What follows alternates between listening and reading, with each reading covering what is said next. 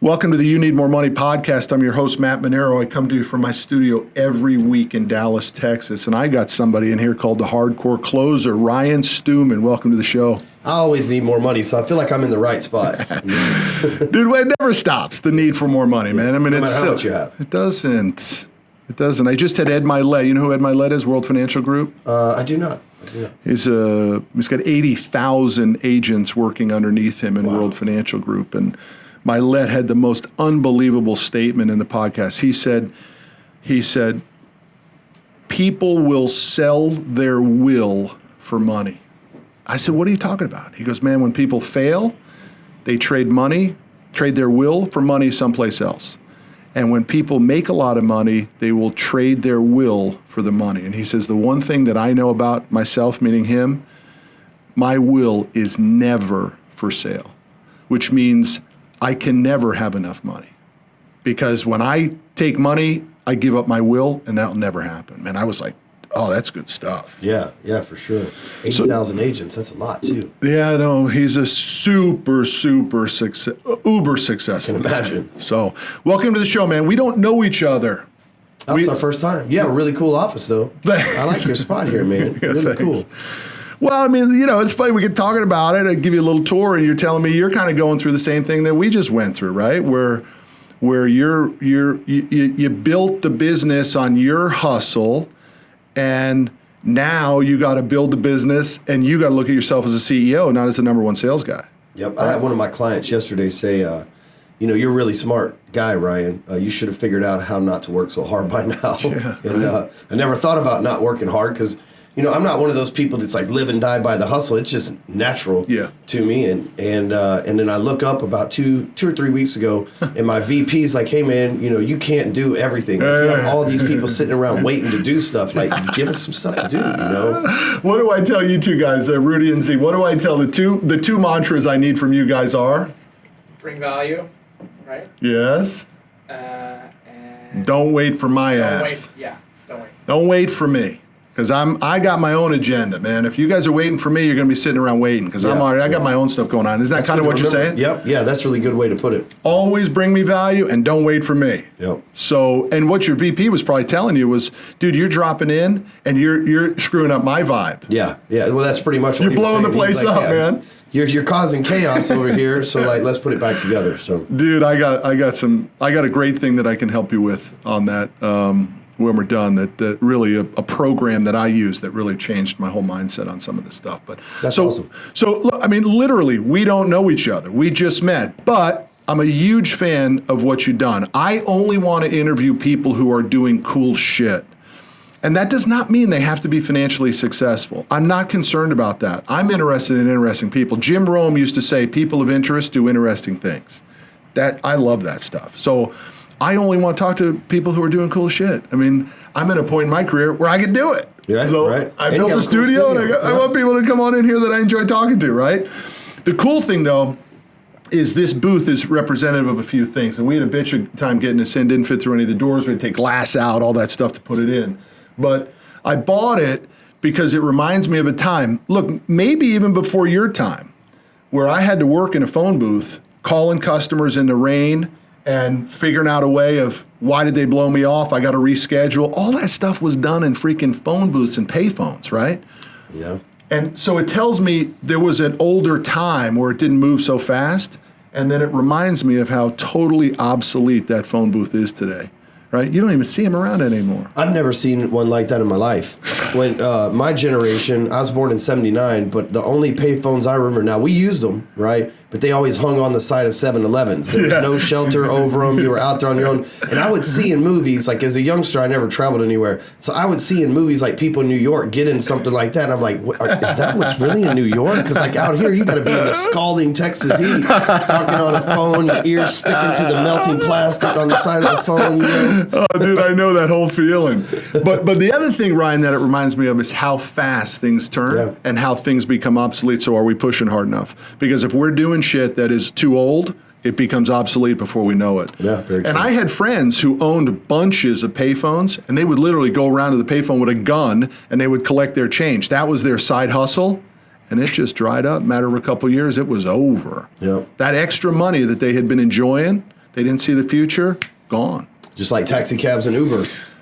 Dude, that's a huge. One day, everybody who leaves the airport has to take your service. The next day, it's free market, and they don't want to use you anymore. So I use Uber as an example in my book, You Need More Money, of how that changed too. Because if you were an Uber driver in the first couple of years, life was really good for you. Yep. And you went out and you bought the $70,000 black Suburban. And then Uber didn't give a damn about you, and they flooded your market, and now you're making half as much money as an Uber driver as you were. So even Uber, for the speed that it came in and fucked up the taxi cab world, it fucked up your life as an Uber driver too. Most of them drive for Uber, Lyft, and then something else these days. Dude, it's tough to make money as an Uber driver now. And you know, used to, they would never say, here's my card, call me direct next time, because I always travel Uber Black, right? And so now they do is like, hey, forget Uber, next time call me, I'm always in the area. Like that used to not happen, but now it does. So I just had that happen in New York, where I'm in the Uber Black, and it's my first. He's taking me from the airport, and he hit me up like that, right? He said, "What are you doing today?" And I said, "I got a shitload of appointments. I'm busy all day." He's like, "Don't keep calling Uber. Just how much you want to pay me for the day?" I said, "How much you want to charge me?" He said, "I'll charge you $250 for the day." I said, "Done." That guy was outside of every meeting. I was getting out of the Uber Black, going right in. It probably saved me an hour and a half worth of time. Yeah, it was the and best. Probably money too from Uber Black, this, that, and the others. You know, it's $50 to $100. It usually is about $400 for me to spend a day in New York doing Uber. Yeah, so. You know, you're right, exactly what's going on. But that's why the hustle is so important. So let's get into it. Ryan, what do you do for a living? So several things, but my main thing, the thing I've been focused on building for 7 years, is a company called Break Free Academy. And what we do is we are online. Everybody like knows me as a sales trainer, but that is the smallest fraction of what we do. We actually teach people how to build a what we call modern day sales machine, right? And that includes Facebook ads, Google ads, YouTube ads, how to create websites, and then how to talk to the leads that come in from the websites, and how to do the follow-up. Because I know that 97% of the people that come into your ecosystem aren't ready to do business with you right then and there. So they may become a lead today, and they're ready to do business with you at some point, but most of them aren't ready to do business on day one. It takes follow-up, it takes coddling, it takes building the relationship and familiarity. And a lot of salespeople these days, everything's trying to distract you. So salespeople, they think that they have to rely on themselves to do the follow-up. They got to call every other couple days. They got to send out emails every other couple days. And when you stack 1,000 leads a month, that's impossible to keep up with on it, like as a human, and just trying to keep on top of that, manage it. It's almost impossible. However, the way that we teach is how to do, like, set it and forget it. You set a voicemail up, campaign one time, it goes out every week. You don't have to think about it again. And as a salesperson or a business owner, whichever they are, then what happens is they only talk to people who are in that 3% that are ready to buy. So you do it in what? Voice? You do it in email? You do it in text? And then follow up retargeting ads. It's like once they hit our website, or once they, so say we did it for you guys, once they hit your website, then every time they got on Facebook, every site they hit on Google, they'd see your ad. So you're a marketing firm? Yes, mainly. Well, we teach people how to do it, so it's training. So we have online digital programs, and then we have live sales seminars, like workshops, and so we have different levels of that stuff. But how are you partnered with the technology that somebody would then buy, or do you sell the technology? Like, how do I even get my hands on that voicemail system that leaves the voicemails? That'd be good. So that's what, like, so we teach you how to use it and which ones to use, and I just show you the services that are out there. So it's not like, for example, Agent Legend. So if you're a real estate agent, we tell them to use Agent Legend because it does email, voice, and text, and you can set and forget it campaigns. Yeah. And they don't even offer an affiliate deal or anything like that. I just show you how to use it because people pay for our programs for the education, and then we basically help them skip all the searching and struggling trying to figure it out because we've already got it down for them. So here's one of the things I like about what I've seen, and I followed you on social for a while, then learned that you were in Dallas, and then said, hey man, I got to get him on the program. But what I learned a number of things about you. Number one, I saw that you were able to build a tribe of very serious followers. And the exclamation point was when you just did your Break Free Academy here in Dallas, less than a month ago? Yeah, it was last month. And I saw how feverish people were, man. They were freaking posting that they were on the flight, coming to, they were just fired up to get to that, right? So how have you built this tribe of super loyal people? You know, I've been doing this for 7 years, and while everything hasn't worked out perfect for every single client, I'm not on any negative websites or anything like that because I go all in to a fault. You know, I'm the kind of guy that, like, I'll give you an example. This month, one of my clients came to me that works with me in the inner circle, was in a bad situation and needed money, and I gave the guy 25 grand. And like 2 weeks later, this guy bailed on me. Like, said he was dropping the program, and that, you know, I could have my lawyers try to get the money back from him. Like this, but I've always gone above and beyond for people. You know what I mean? And actually, it's happened to me twice this year for that same amount, just different people. Because I've always, man, I really have put my life out there to help people.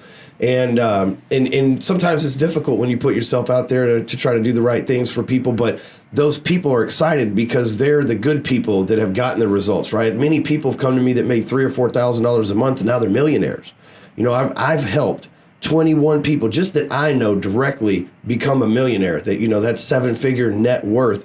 And dude, first of all, you know what that feels like, man. That's like when you first get your first million and you're 7 digits on paper, you're like, man, I have made it in life. And so that creates a raving. Then little do you know you have not, right? But that creates a raving fan. Or even if you take somebody who's making $250,000 a year to $500,000, that's life-changing stuff. Dude. And so I've been doing that for people for 7 years. So that's why they get pumped up. Because even at that event, I didn't even speak at that event. Now, they might have been pumped up for the other people too, though, because I had, like, my buddy Marshall Silver was there.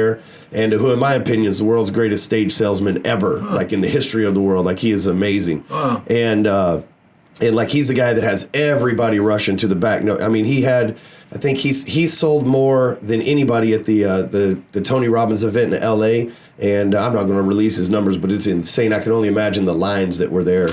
So you're selling a strategy that says, maybe you don't know what you're doing, or maybe you do know what you're doing, but I'm going to help you through my techniques, get you to the next level without you changing your business. This is not a hide hustle. This is an enhancement for the primary hustle that people have, whatever their core business is, or career. Absolutely. And I only teach you from experience. It's not theory. So it's like, here's what we did in my business. And so we have a mortgage division where we coach mortgage people, and we have a real estate division where we coach real estate divisions. So those are your niches. Those are the first two niches, right? Yeah. And then I coach coaches, because that's what I've been doing for 7 years, you know, and consultants. But the guys that coach the loan officers, they each do $100 million or more a year in loans, and they're actively doing them now. So you're getting experience from real, not some teacher, not some coach, a dude that's like, hey, last year I put up 10 times your volume. Here's how I did it. Right. Say, my real estate coach did $1 billion 2 years in a row in real estate transactions. And so, like, you know, they can't say what he's not doing don't work because he's got a bigger paycheck than any of them combined. And you can't get those guys to coach you unless you work for them, but I've paid them 6 figures, significant, to be able to help our clients out in that way, because I look into the marketplace, and while there's lots of great coaches, most of them are like me. I'm not actively doing mortgages, and it's been 7 years since I did a mortgage, so I don't really know the mortgage side of things, so I go out and found the best people in the world. When I first started...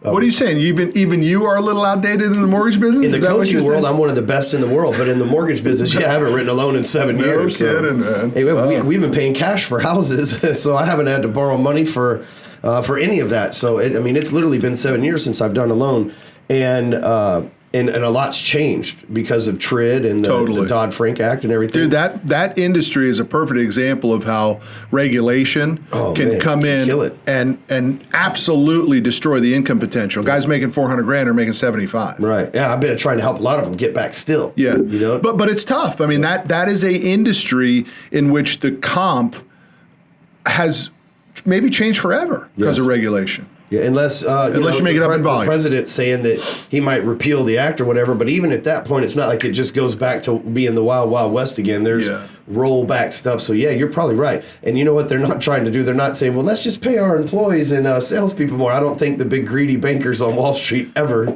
say that. So let's go back then a little bit earlier. You grew up in the Dallas area? Mm-hmm. Yeah, I was born in Dallas. In Dallas, Plano, suburbs? In Dallas. Where? In Dallas? Absolutely, yeah, city of Dallas. I was born at Presbyterian.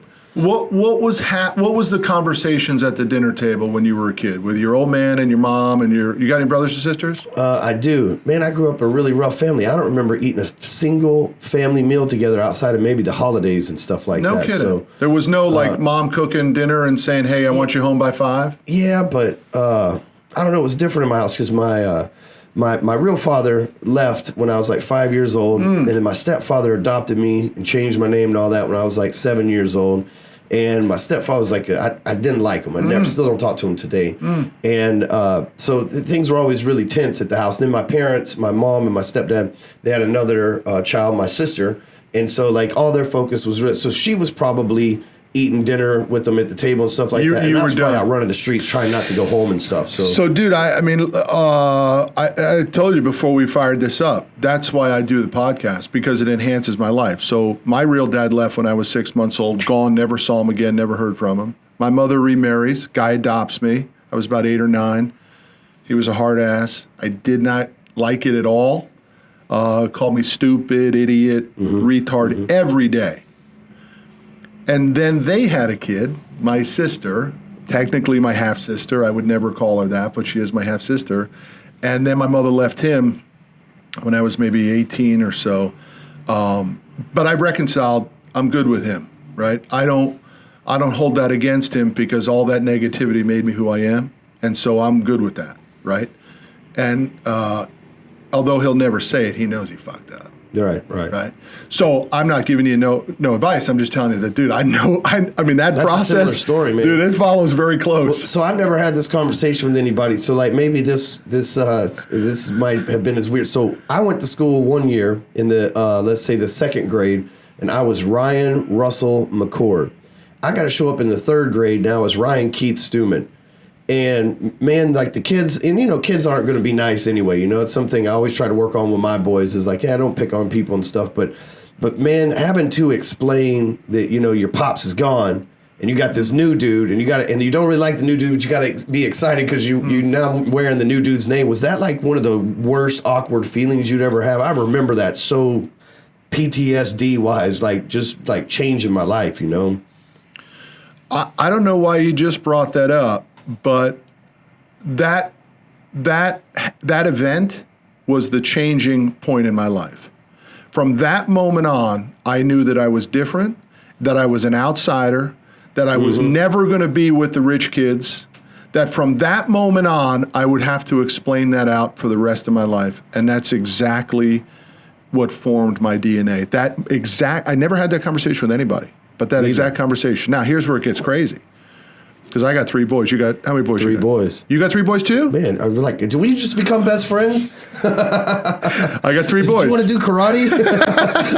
16, 13, and 12 are mine. Yours are younger, right? Yeah, mine are 6, 5, and 7 months. Have you had that conversation with them about your last name yet? No, but the oldest one's starting to ask how come I don't have parents that are around anywhere and stuff like that. So it's a bizarre conversation when you have to have that with your kids. I remember when I did it, and I cried like a baby when I told them that because I didn't want them to feel like an outsider like I did. But the reality is their last name that they will carry on forever. I've never talked about this ever, but their last name that they will carry on is an adopted last name. And that is a weird moment for some people. You never thought about that? Because that's not really... Well, so my oldest son, his name's Jackson McCord Stewman, which has been all 3 of my names, right? Growing up. Oh, my God. My mother's maiden name, my birth name, and then our current last name, right? So we call him Jax, but that's like all 3 family names. And my middle son's actually not mine. He's a step, you know, his dad is not in the picture really. Yeah. Occasionally Skypes him or whatever. But he's definitely not in the picture. And so his name is different than the other 2. Got it. And so he's dealing with it a little bit too. But he won't, like if you ask him what his name is. He wants to be a Stewman. I'm Asher Stewman. Yeah, that's awesome. And he calls me Dad, you know, and because the other kid obviously does as well. One of them's not too young to talk, but he doesn't want, he's like, hey, I'm trying to fit into this, you know.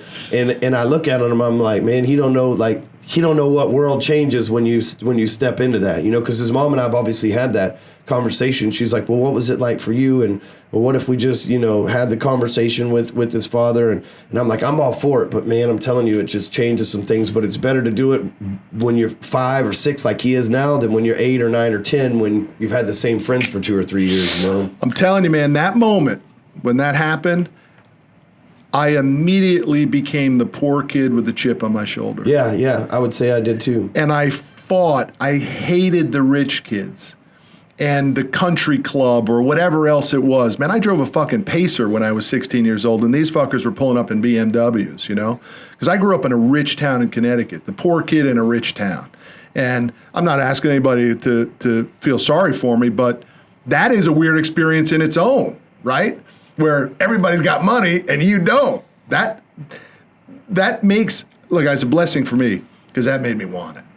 And it gave me a huge chip on my shoulder. Dude, I got a major chip on my shoulder right now. I live in South Lake. Guys got tons of money, and I hate them all. I hate all of it. I can't stand it. But they got great schools, and my wife wanted a place that we could raise the kids and all that. I love the town. It's great. But when I see people talking about Vaquero Country Club and going to the club dude, my skin freaking crawls. You know, my kids, there's a country club in our neighborhood I belong to. I don't play golf, but I like to drink, so I go there, right?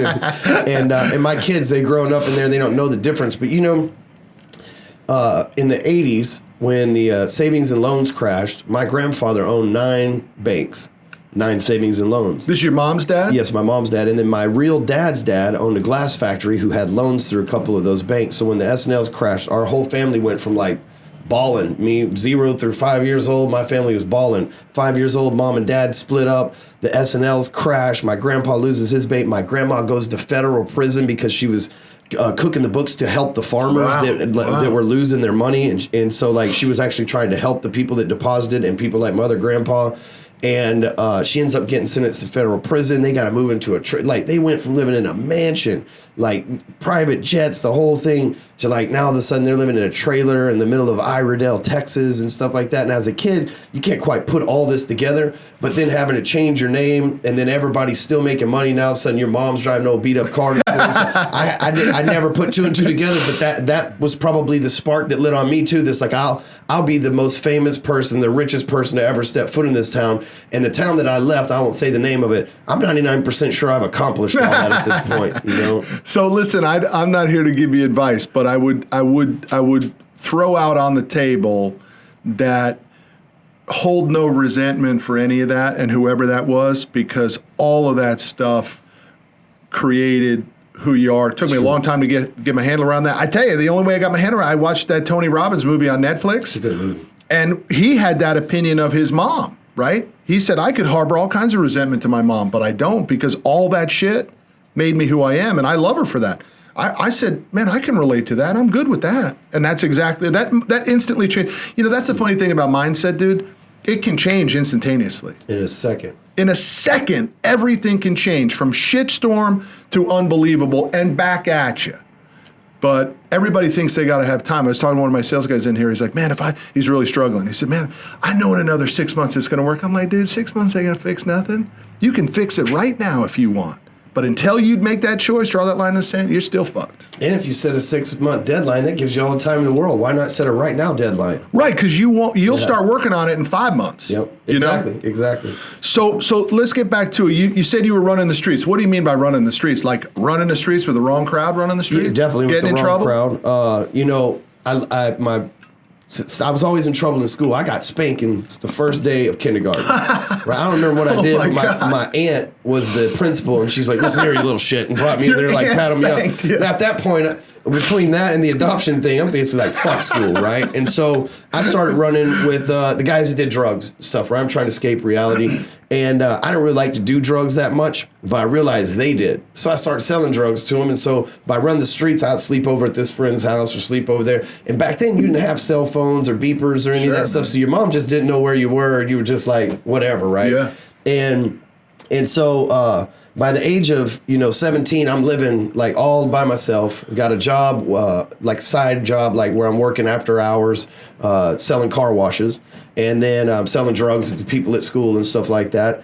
And so by the time I was 18, had my own apartment the day that I turned 18, right? I'm just still doing both of those things. And I didn't really do drugs. And when I was 19, I remember it was January 19th, 1999, I tried cocaine for the first time and my heart stopped.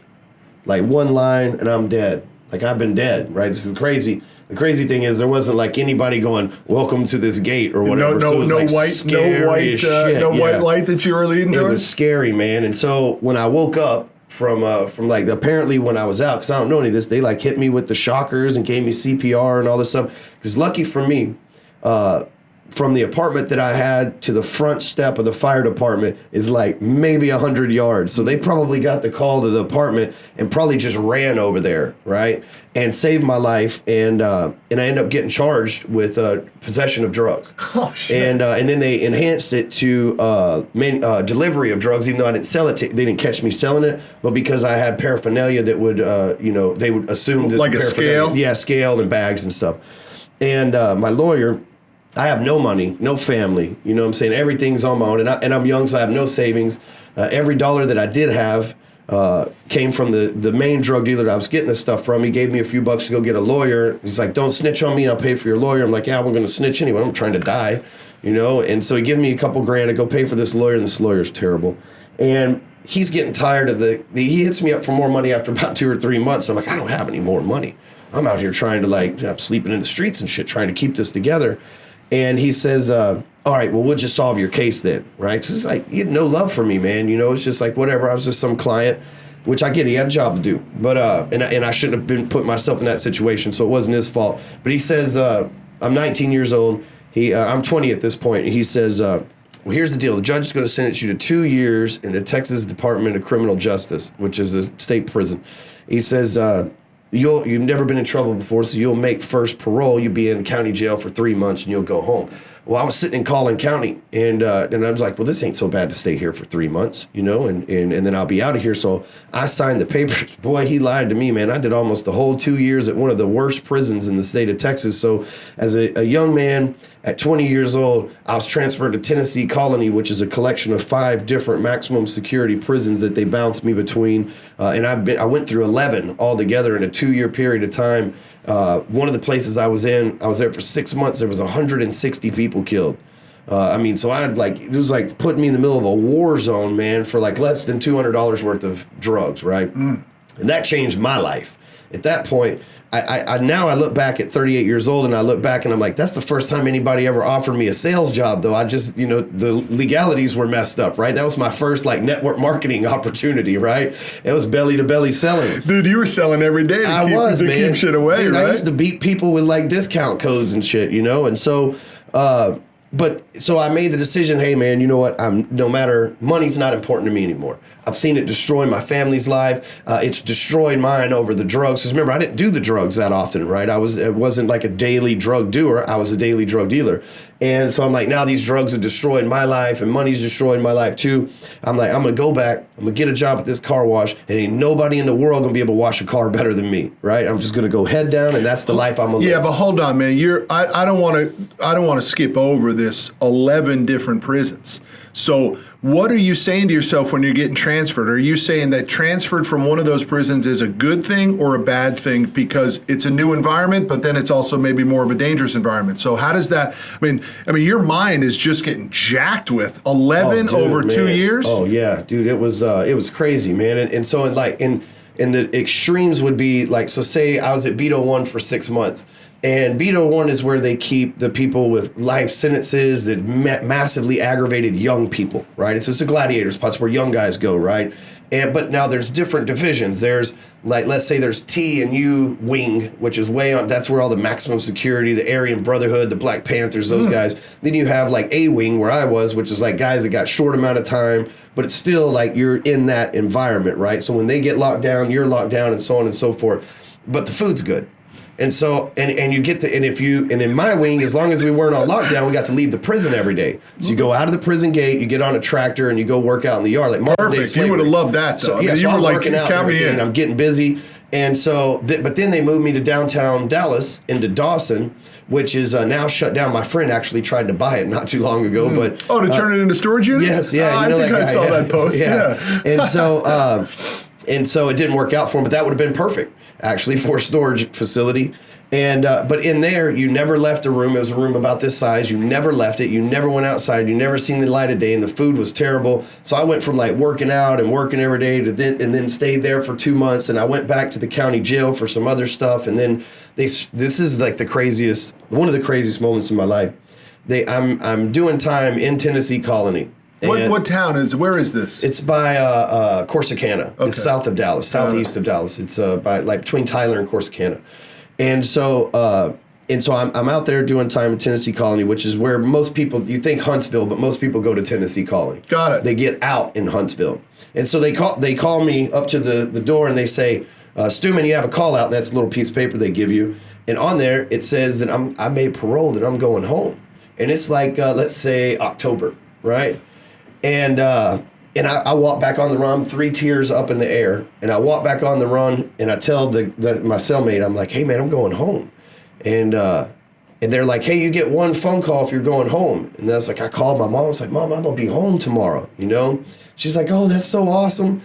And so when I'm leaving, a couple of guys like, oh, you going home now, blah, you know, kind of like, because they had overheard.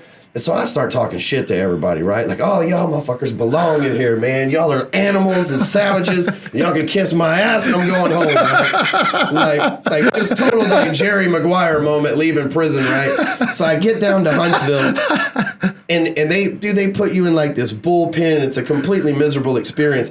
But at the very end of that miserable experience, I'll never forget, there's these golden bars.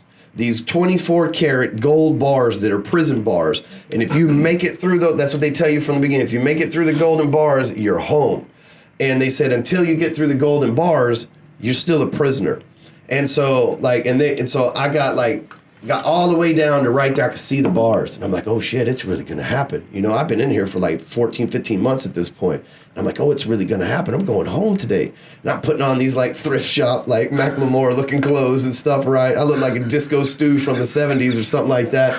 And the guy goes, oh man, you gotta take those off. And I was like, oh yeah, man, they're kind of the small size. He's like, no, man, you gotta put your uniform back on.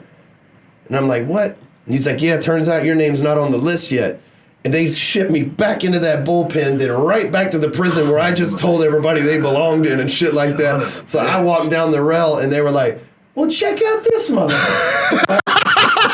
Like, oh, what did you do? You stupid, man. Like, the whole place was yelling at me, man. But my cellmate happened to be this ginormous human being, right? Like, there was nobody I don't even think if you tried to shank this dude, you could cut his skin. He was just huge, right? He was cool. He really liked me, some funny, tell him jokes, entertain him and stuff. And then I had given him everything. I had like $200 worth of stuff, right? And he's completely indigent. I had been feeding him for a while. They put me right back in the cell with him. And he's like, if anybody touches this guy, you got to deal with me. Oh. They're like, oh, you lucky. Oh, you his bitch, huh? I'm like, yeah, that's exactly right. Whatever y'all want to say, just don't touch me. Dude, you tell this story on stage or what? I mean, no,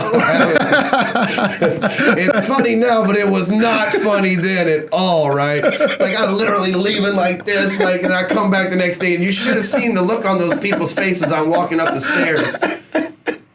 Dude, you never looked at the Golden Arches the same again, man. Well, the next time they call me back a month later, and they're like, we got all your paperwork corrected. And so I go back down there, they transfer me to 2 more prisons over 2 days, and then take me back to Huntsville.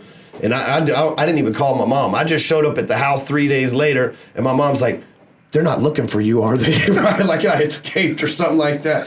I had wrote her a letter telling her that they shipped me back and let her know, but I hadn't talked to her. I only made that one phone call the whole 2 years I was gone. So dude, that is some shit, man. Well, so on top of that, my story's crazy, man. On top of that, I get out, become the best car washer in all of Dallas, right? Get like no drugs, no nothing crazy. Got my head down. And a lady comes in the car wash repeat customer, but one day she says, I want to give you a job. And I'm like, I don't think you do. What do you do for a living? Lady, she had a nice car and was always washing it. It's like, I'm in the mortgage business. And I'm like, man, I don't even have a credit card. And she's like, it don't matter. We can get you set up and teach you. And I was like, what time? What give me time frame? This is 03, 04-ish, something like that? 03, yep. And so I was gone from 2001 to 2000. 2000 until 2002, and then this is 03, yes. And I'm selling car washes, right? And everybody who comes in there, I'm bumping them. Everybody. That's how I got paid. And she goes, I don't care if you don't know anything about finance, I can teach you. And I said, well, I don't have a college degree either. And she goes, that doesn't matter either. And I said, and I got a felony for like selling drugs, right? She goes, you sound perfect for this job, actually. And so luck would have it. It was the perfect. I was, right. She was probably like, this kid's got the hookup. And so the next day, the owner of the car wash shows up. I hadn't seen this guy in 10 years. And he just shows up out of nowhere and does what typical owners do, upper limit, destroying things, causing problems, And I was like, you know what? I'm going to go be a mortgage broker. You can have this job, right? And I wasn't even sure if the job was still on the table because I had told her no when she asked me. But I showed up at her office the next day dressed like what I thought was like fancy, right? I had some boots and pants on because I'm like prison in the car wash. That's all I know. Drug dealing, prison, and washing cars. And she goes, first thing, we're going to take you shopping. And then we're going to teach you how to. So she took me out, got me some clothes. I kid you not, took me out, got me some clothes. Actually, there was a gay dude in the office, and she had him take me out and get me some clothes, which was really cool. It's like I got some little style from that, and which apparently I've lost all of over the years. And so I go in, and within 3 weeks, I made $6,800. Dude, you were within tall 7 con. weeks, I made $21,000. Man, I might as well have been Bill Gates at that point. Yeah, I had man. more money in 2 months than I But had you made still in a had the year. demons. So were you starting to say to yourself, "Oh man, I got to keep this," or were you wondering if you could dip back into the old lifestyle? Oh, dude, no, I never went back to the old lifestyle. Never have, never will. But I started building a business. I started my own branch beneath her and everything else. And I had a business partner. I learned one of those lessons, you know. And I made in 2005 $770,000 as a 26-year-old man, and bought a beautiful home, cash for cars, and started just working from my house. I got the internet, and I figured that I didn't have to go into the office because there was always drama in there. But what happened was a lot of people would stop by my house. So small town cops thought I was selling drugs again. So they get a warrant to kick in my door. It makes sense. There's traffic, and there might be somebody in a Hyundai paying rent to me. And then there might be a real estate agent in a G-Wagon coming in. So it makes sense for an outside observer. They could have asked me. I would have told them. But so they get a warrant, kick in the door. There's obviously no drugs. There's obviously no sandwich bags. I learned my lesson with those things, right? There's like nothing in the house that would incriminate me whatsoever. They find a gun. Now, in Texas, you can have a gun if you're a felon. Like I can go buy a gun from Walmart right now. I didn't think you could. Absolutely. And you could keep it in your house. However, the ATF doesn't recognize that state's rights. So it's kind of like pot in Colorado. You get caught with the DEA with a bunch of pot, you're still a federal criminal. I didn't know that about Colorado. Yes. And so it's the state made it legal, and the feds are like turning their other head to it. But if the DA from Colorado busts somebody with 1 million pounds of pot, they can call the DEA and say, hey, you can pick this case up. Wow. And that's what they charged me with the gun. They dropped the case, and the ATF picked the case up. And they had a picture of the only thing that was they had the gun, and the gun was registered to a police officer that I knew, right? So who I got the damn gun from. And then he testified that too. So like there's proof that I had bought the gun. He's like, well, I didn't know it and run them. And so anyway, long story short, they tried to give me 20 years for felon in possession of a firearm, and which I didn't even know was a crime, or I wouldn't have had the damn thing in the first place. And all because they kicked in the door thinking I was a drug dealer and I wasn't. So it's like, shit, break his taillight and write him a ticket for that kind of a thing. But I mean, I have such a crazy story that I owned a rent house and the people weren't paying me. And I went to the rent house and they filed bankruptcy. And so I couldn't go talk to them, but I went to the houses on each side of the rent house and across the street. So I knock on the doors, and I'm like, hey, I need some dirt on the neighbors, man. They filed bankruptcy on me. I got to get them out of this house, man. This is like a $3,000 a month payment that I'm going out, and I've got other drama that I need the money for. What can you tell me about them, right? And so I knock on one door, and the lady tells me, well, you know, she walks around naked with the curtains open. I'm like, that's not good enough. I go to the next one. I go across the street. It's the cop that kicked in the door of my house. He answers the door. The damn gun pointed at me. I didn't know it was him. He thought I was there to he's like, shit, that's the dude's door I kicked in. Like, what are you here for? And I'm like, ah! Like, that's the kind of luck I have, man. It's like, dude, I own that house. Like, look it up, man. I don't even know you lived here. I would just turn around and walk away. Dude, how did you get out of that gig? You paid your way out? I mean, now you got a good lawyer and get yourself out on that that's one? not what happened at all. So ATF picks it up. Can't beat the case. The ATF, like, the feds don't lose. You know what I mean? John Gotti's like the only person in history to beat him. And so what happens is this crazy life story of mine. I hired this attorney that I didn't know, right? And it's a very important part of the story. He's a black dude on the corner of Malcolm X and Martin Luther King. I hired him to be my attorney for the federal case, right? His name's Craig Watkins. You ever heard of that name before? Maybe it'll ring a bell in a second. This very important part of the story. I go down there to meet him in South Dallas, and we hit it off. We become boys. I refinanced his house. I helped my friend sell him a couple cars to help pay for the cost. Well, he gets this idea that he's going to run for district attorney in Dallas County. And like, there's never been a Democrat district attorney ever. There's never been a black dude in any judicial spot in all of Dallas County in the history at this point. And he has no money, right? But he's like telling me that he's going to become district attorney. And I'll be damned, we know that history, he became district attorney in the middle of my case. So he turned my case over to Senator Royce West, right, which is the senator for South Dallas. And so he turned the case, once he was DA, he turned it over to Royce West's office, and they bargained. Because he was DA, he had a lot more pull. And he's like, listen, I'm telling you, Mr. Stewman's a good guy. You guys made a mistake. And 20 years would be like detrimental to society for not just him, but for the value that he'll bring. And he pleaded his case, and he did a bargain with they remember the Scarecrow Bandits or something like that. He did a bargain where they were looking for bank robbers, and he traded me and 2 other people, which he believed were good people, and for reduced sentences. And I ended up doing 15 months in federal prison. Again. Guess what? Well, I got married while I was out, right? And made money and started a new life and everything. 90 days into a 15 months, 15 months ain't shit, right? 90 days into a 15-month sentence, my wife leaves me for the landscaper, takes all the money I had, all my stock, sells all my houses. Like, I came out of prison in 2008 with $25 to my name, and the quick check cashing place charged me $5 to get that $20. And like literally no house to go to, no clothes, no wallet, no And ID. she took your kid. It took everything. Oh, no, we didn't have this. This is previous wife, so we didn't have kids then. Dude, that's some shit. Dude, yeah. So I started all over in 08. In a terrible economy. In a terrible economy, and all I know is mortgages. Yeah, right. But in 09, this is like The Power of Broke. Have you ever read that book by Damon John? I know it, but I haven't It's a read good it. book. The Power of Dude, Broke. I live the power. Bro. That's it, me too. I don't need to learn from Damon Johns on that. I live that mindset. Me too, man. And in 2009, by myself, no team, no branch, no nothing, I did 183 loans. I was a machine, man. I had 2 years I had to make up for. And that it was just like when I got adopted, it's like her leaving me for that landscaper didn't define me, right? And but in 2010, Obama passed the Dodd-Frank Act. They wouldn't let felons write mortgages. So it was like, boom, I made $300,000 in 2009, 2010, I'm unemployed. And people offered me to stay in the industry, but I'm like, man, if shit hits the fan, I'm gonna be the first person they point at. The 2-time felon is gonna be the first person they don't pay or whatever, the first person they point the finger at. And I can't go back a third time. So a local realtor here was like, why don't you teach other loan officers how you did what you did in such a horrible economy all by yourself? And so that's like how this Break Free Academy thing started. And that's just a fraction of the story, man. I have a book called Hardcore Closer, and people buy it all the time thinking it's a sales book, and then it's just a story. Oh, it tells of my life. all those stories in that book? And it tells those stories, and people are like, whoa, dude, I got 0 sales value from this, but dude, this was an awesome book. Dude, that's some shit. We got to get down to brass tacks, though, man, how the audience can make money. But I'm not kidding you. I don't get blown away by stories too much, but that is some shit. Yeah, for real, man. I've been through a lot. For sure. You know, one time... I'm lucky to be here. Dude, you got... I mean, that story and all of those leading up to it is just... It's just the unbelievable strength of resiliency. I mean, nobody can trade stories with that and tell you how bad their life is, dude. That's some shit.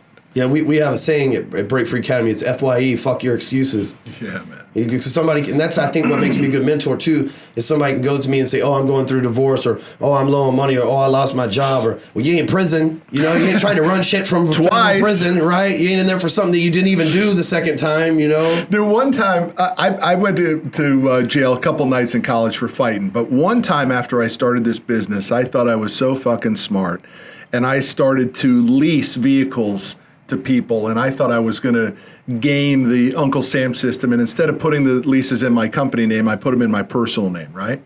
So I could take the depreciation benefit personally. And do you know that my third client, the third client that I ever did business with, I saw his landscaping trucks in some place on Frankfurt in the tollway, cold called him right from the parking lot. We became great friends, started financing him. And I financed vehicles for him in my personal name. And that son of a bitch blew all the tolls and never paid one of them. And I got pulled over by a constable. Because my old office used to be, my old office used to be on right off Harry Hahn's on Arbuckle Court, right by the Wild Turkey restaurant. You know what I'm talking about on Walnut Hill there? I actually do. And a constable pulled me over. I had a warrant out for my arrest. Right down to Lou Sterrett I went. And my neighbor, my old neighbor at the time, was a retired judge. So I knew I was going to get out, right? But that 10 hours that I spent down there at Lou Sterrett for this guy that I thought it was a bad afternoon. But I'll tell you the funny story about it. There were these two old guys, like I don't know, just like a Living Color episode, you know? And they would lay on the ground in the holding cell with no shoes on, right? And when the door would open, these two guys, like in sync, would say, "Welcome to jail." And so I mean, this place was filling up as the day went on, right? Right. And I was sitting on my one side. I'm dressed in a freaking, suit, right? Business attire. And every time they said that, I would just crack up. And these two Latino guys, man, these guys were serious, bad dudes, I guess. And they were standing right across from me. And every time I would laugh, I think they thought maybe I was laughing at the situation, or I was too good for the situation, or maybe they thought I was laughing at them. Oh, God, I hate that, man. And it was going bad, man. I mean, these guys were staring me down. And I just said, I'm going to pick up and move to the other side of this holding cell. I moved to the other side of the holding cell. I look up, who's staring there in front of me? Those two guys, right? And I'm like, man, this might get bad here. You know what I mean? This is like, this could, I mean, I'm not trading stories with you, man, because you saw it go bad, right? I'm only in a holding cell for a day. But Lou Sterrett is a rough place, man. It was a rough afternoon, man. Got real criminals in there. And they're awaiting. Yep. And so you got to go through the same process. You're one of them because you had a warrant, And the girl would come in with the folders, and she'd call your name, which meant you're going to go see the judge. And she kept coming in with her stack of manila folders. My name wasn't getting called. And these guys would not leave my side. As I moved to the other side, they moved with me. And sure enough, man, when it that feeling of that energy, you know what I'm talking about. You know when some shit's going to go down. And I'm not saying it was going to go down them against me, but that cell was getting crazy. I could just feel it. And son of a bitch, she pulls in with that manila folder, calls my name. My buddy, the judge, got me out. I was gone. And anyway, it was I'm not trading stories with you, but that was my day. I hear you, man. That's a scary place too, for sure. But my point is, everybody's telling us how good it is and how great they're doing on social and how unbelievable business is. Dude, I want to hear the stuff we're talking about, man. That's, to me, what makes the difference. And those kind of resilient moments like that are the kind of things that make success verifiable. The rest of it's so much bullshit. Well, in less than 10 years, I have bootstrapped myself into having a $5 million net worth, leaving federal prison after being completely screwed over with $20 to my name, and having to start over 3 separate times since then. Yeah, and children. You got married right after that Break Free Academy, didn't you? We got married before, but we had our celebration after, yes. Oh, you did? Okay. All right, so listen, let's get to some real brass tacks on how the audience can learn from what you're doing. Let's talk about it. Don't sell drugs. Rule number 1. Yeah, but listen, I've seen some of your videos. I mean, you're not afraid of the reefer, and that's not a problem for you. So, I mean, you've been open about that. How does that all play into the equation still, man? You know what I found? You ever read the book by Mark Manson, The Subtle Art of Not Giving a Fuck? I know the book you're talking about, but I haven't read it. It's the number 4 top sales book, or number 4 selling nonfiction book of the year. Yeah. And he really puts it eloquently in there, but I just he smokes the reefer? No, about not caring, right? And so and it's not that you don't care, but just the attitude that you have. And I want to be one. I have decided years ago, like decades ago, that I would never do anything behind closed doors that I wouldn't do in front of everybody. And so I just don't hide anything from anybody, and I'm in a business where people look for any excuse to try to find quote-unquote dirt on me, right? Like, because I'm saving lives, so the force of average is going to try to bring me down because, that's just how the world works, right? Yeah. And so I just have always put everything out there and don't hide anything, because there's never going to be somebody that finds out that Ryan smokes pot, and goes, I'm shocked I had no idea. Yeah, but That's no, not I don't. good of his I'm videos. not concerned about that. I just Or prison, find out I go to prison and be like, oh, he's been hiding the fact that he's gone to prison. I'm just open about those But things. how do you believe, or do you not believe? I'm going to disagree with you on this one. I believe that that stuff gets in the way of performance and clarity. You must obviously disagree with that because you're having tremendous success, but you're not. You don't see the connection there like I do. It's different for different people. So I was diagnosed, obviously, with ADD when I was young. And they put me on, like, Adderall and Ritalin. Yeah. And even as an adult, I tried it. And, it was not for me. And honestly, marijuana's been the one thing to keep me from letting. Got it. It's just been. I don't drink alcohol. Yeah, I don't either. And I haven't in a while. I don't smoke cigarettes. Yeah. And that's just the one thing that I do. And I don't take any other medicine. And I'm not making excuses for it, but that's the one thing that I've been able to. That's been my coping mechanism. Well, this whole yeah, time. no, it sounds like that's kind of what it is. It's a little bit of medicinal value for you, right? Yeah. All right, let's go for takeaways for this audience, my man. What the hell are people doing wrong, and why are people making 60 grand when people could be making 250 grand? By the way, I believe tell me what you think about this. The publisher made me take this out of the book. Life begins at 150, life gets better at 250, and life gets real good at 500. Those are the numbers. That's how it plays out. Now, you want to go above 500, I support you 100%. I'm down with that. But the reality is, you can't do shit without 150. You got no freedom. Gets better at 250, starts to get real good at 500. I agree. When you think when you make 100 grand and then all your friends are making 80 grand, you think you're a big dog, But I think the best thing you can do is when you're making 100 grand is surround yourself with people that are making 200 and 500 grand. Yeah. And a lot of people are like, well, I don't know those people. They're online. They can follow you online. They can connect with me online, connect with Tony Robbins online, or Grant Cardone, or Gary Vee. There's plenty of people, so that excuse is invalid. A lot of people in the sales, if you work in sales and you're only making 60 grand a year, you're failing anyway, right? Nobody says, I'm gonna go take a job in sales so I can make the same thing as the HR department. Right, and your boss didn't look at you as a superstar either. He's looking at you as a screw up. Yes, anyway. yes. You're probably costing them money. But here's what I know. It takes two things to close sales, in my opinion. Only two things. It takes empathy, because how can you offer a solution if you don't know their problem? And it takes confidence, and you have to confidently be able to say that you can solve their problem, because that's really what the customer is relying on. They're relying on your certainty, your confidence. Totally. And if they know that you understand their situation and you're certain that you can fix it, then whatever it is that you'll sell. Whatever it is that you sell, you'll sell a lot of it. So let's lock down on that, because for the audience, that is the primary takeaway as we move to how do you make more money from the show. The first thing you got to do is you got to have the confidence to make recommendations to the customer. That's it. People don't get that. The customers don't want to do business with you. They are afraid. They're nervous they're going to make a mistake. They don't trust their own instincts. The great ones come in and say, Mr. Jones, I'm an expert. This is the program that I recommend for you. If you don't do that, you're going to have a harder time closing a lot of sales. Yes? Absolutely, absolutely. So I love that, the piece of confidence. Confidence connected to expertise, and then the ability to communicate. Sir, I looked at your deal. I know where we live on this deal. I've done it 100 times. Here's the program that you should do. I've done it from day one. So in our world, we would recommend financing options, right? Mm-hmm. So for all the thousands of deals I did, I would say, sir, here's your number at 36, 48, 60 months. I recommend whatever I really recommend. Core value number 3, we recommend the program. I recommend 48 months. 90% of the time, they would just go with that recommendation. Yep. Every once in a while, somebody would take 60 or 36, but 90% of the time, they would say, sounds good to me, let's do it.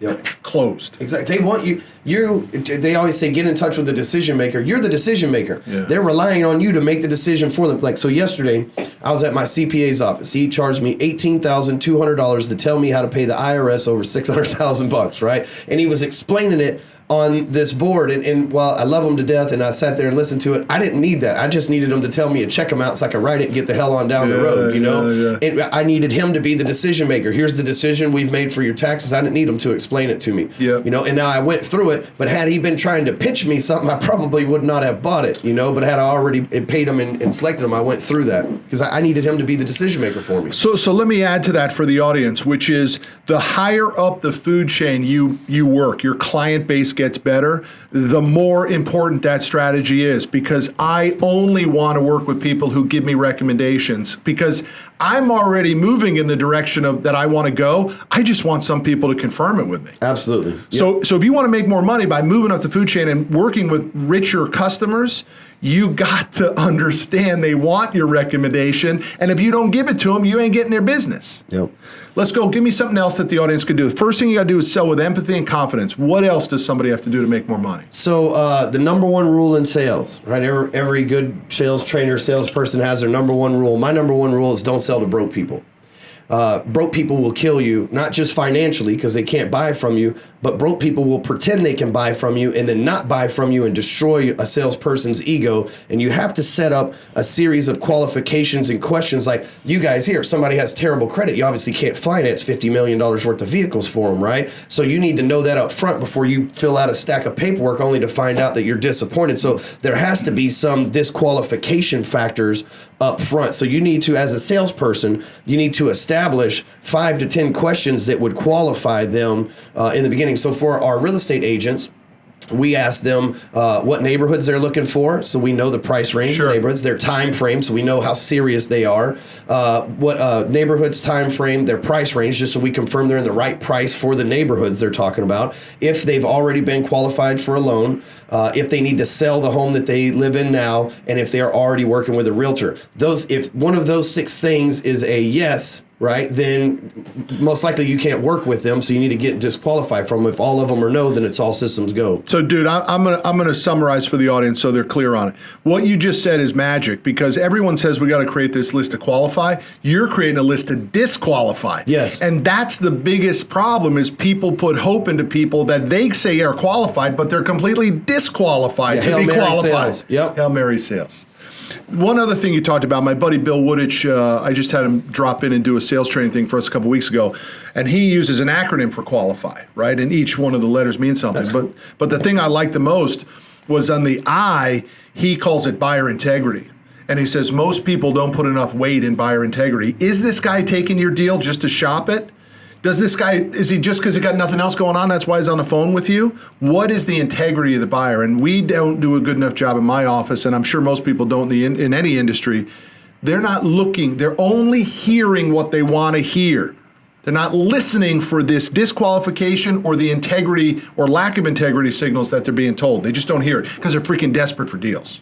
Well, what happens is we play this game, and people really play this in real life too. It's like, you tell me a story that I know is completely a lie because I just know better, and then I tell you a story it's lying. I don't call you out on it, you don't call me out on it. We create a secret pact of bullshit, right? We see people do that every single day, right? We know it's like, you don't tell people I'm broke, and I won't tell them that you had this done, right? Like, and people create these little pacts with each other. Well, with salespeople, what happens is even if the prospect can even say some red flag stuff, and then they try to pretend like they didn't hear it. You know what I mean? It's like, I'm not going to call them out on that. I'm going to pray that that's not the case when we get to the end of this. Yeah, and man. then I'm going to act surprised and victimized when I get to the end and find out that red flag I should have explored. In my case, I don't want to waste the time.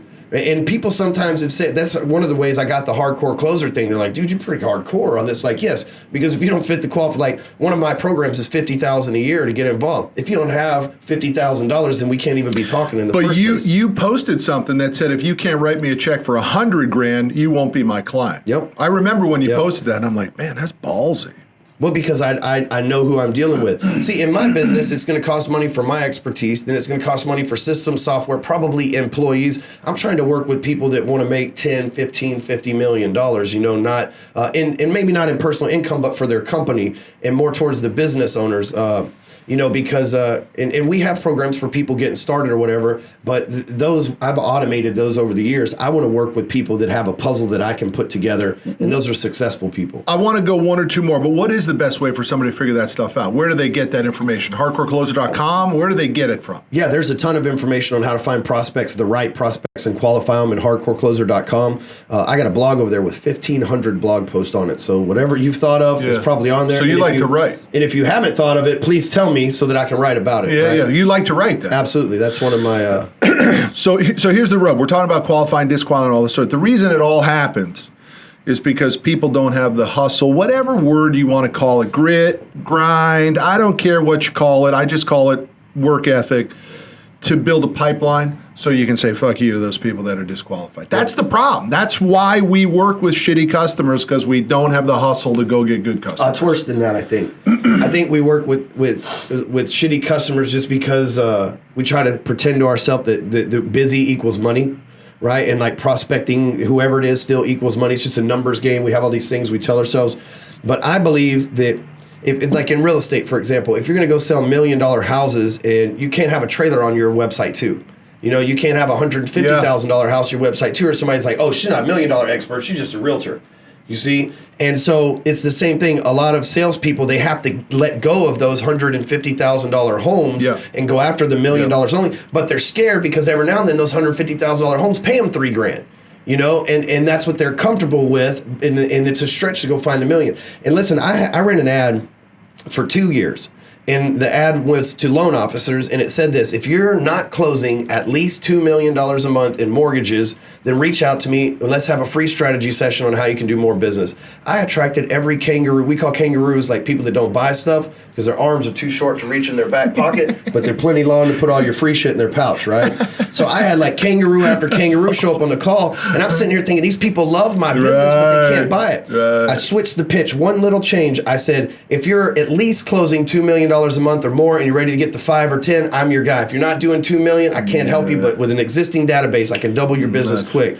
Guess what? Instead of 20 leads a day, I go to 4, but I'm making 3 out of 4 calls that are sales. Yeah, it's awesome. But what is this, when you're saying you ran these ads, you ran them how? Through Facebook ads? Yep. Or boosted posts? Facebook ads. Facebook ads. We spend about 40 to 50 grand a month on Facebook ads. And just give me 1 or 2 things, because we don't do it very well in my office, right? We work the phones. Gotcha. And I have a very close colleague in my industry, major culture guy, really a forward-thinking guy who believes the phones are totally dead. In fact, he doesn't even care what the number of phone calls that his guys make. He says, because we require 75 phone calls a day and 3-hour minimum talk time in this office, right, for a new guy, not for our top guys. They figured it out. But for a new guy, that's what we say is the thing. And my buddy's like, well, who cares? Who cares if they make 10 perfect phone calls a day? That's what you care about, right? I mean, who gives a shit whether... Because here's what happened. Dude, it never dawned on me that it's so stupid for me to say this after all these years. We got guys out there, and have had guys over the years, who make 75 phone calls to check the box that they made 75 phone calls. Who makes 75 phone calls without thinking, what is the result of 75 phone calls? A lot of people. Right, a lot of people. Never in my wildest dreams thought that a guy would make 75 phone calls to check a box to say that he made 75 phone calls. Dude, where's the pot of gold at the end of the rainbow? That's why you're making the damn calls in the first place, right?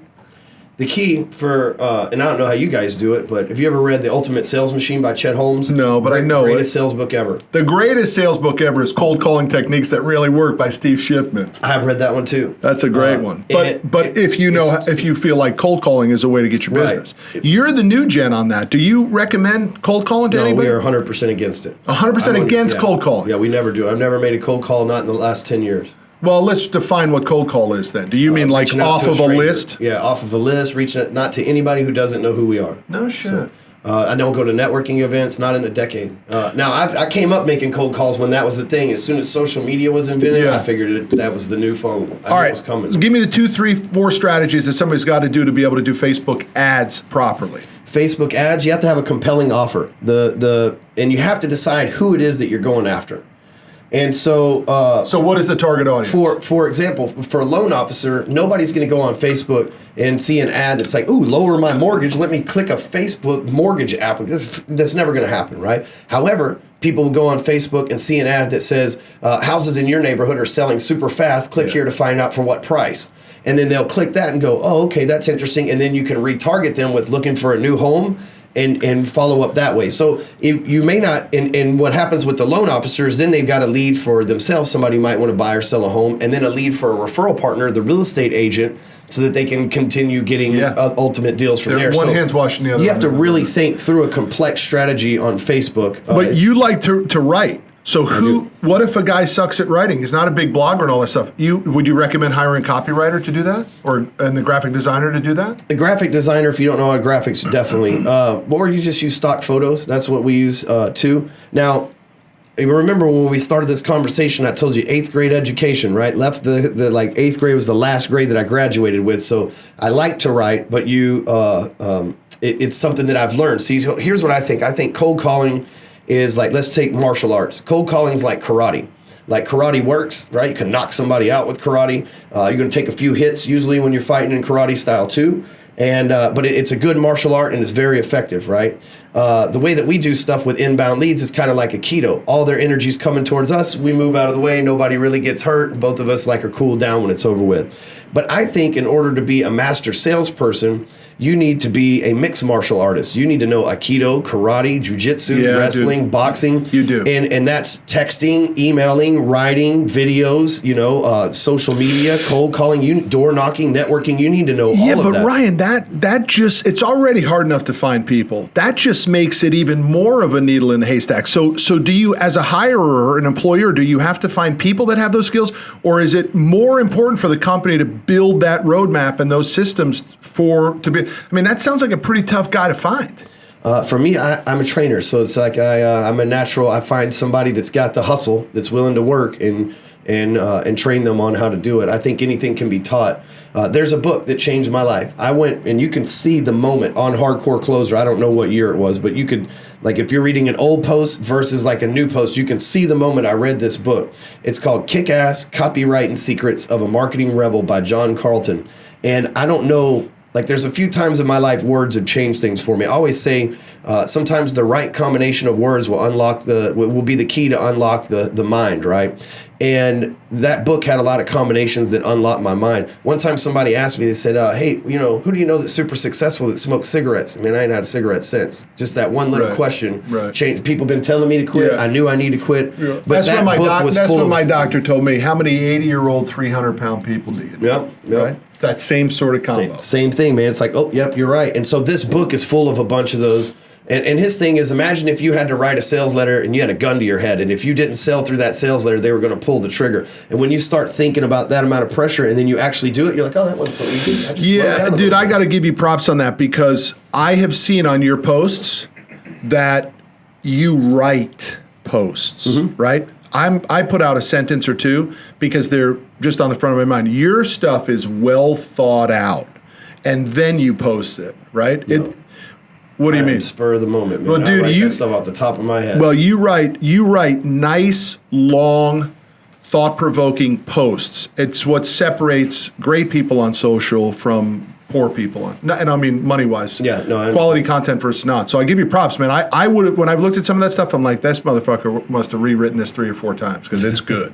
You telling me it's a one-shot deal? No, I usually first take. The way I do spell checks, usually somebody messages me and said, "Hey, you misspelled this" or whatever. You go in and edit. First take. I ain't got time to look at things. Well, dude, I give you a lot of credit for that because I think it makes it more compelling, and I promise you that, as you already know this more than me, that type of content delivery is why you have such a hard tribe. I know it.